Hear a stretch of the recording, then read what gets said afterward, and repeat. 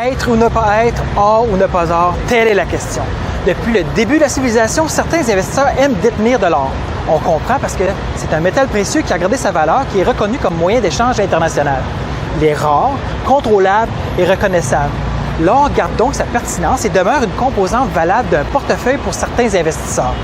Mais est-ce que ça te convient comme placement, particulièrement pour ta retraite? Une étude de l'Université d'Harvard fait remarquer que selon les données à long terme aux États-Unis, la corrélation avec les taux de croissance et le taux de consommation est négligeable.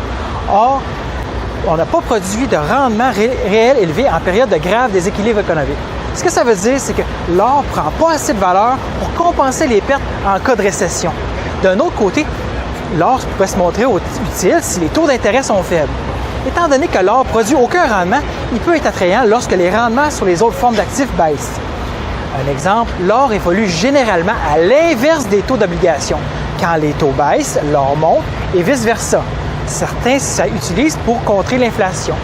Les partisans de l'or recommandent d'y investir environ 5 % de l'actif d'un portefeuille. Contrairement aux actions, l'histoire nous montre que l'or ne conserve pas sa valeur, il peut stagner pendant de longues périodes. C'est préférable d'investir dans l'or à très faible dose. Or ou ne pas or, tu peux en parler avec ton conseiller financier.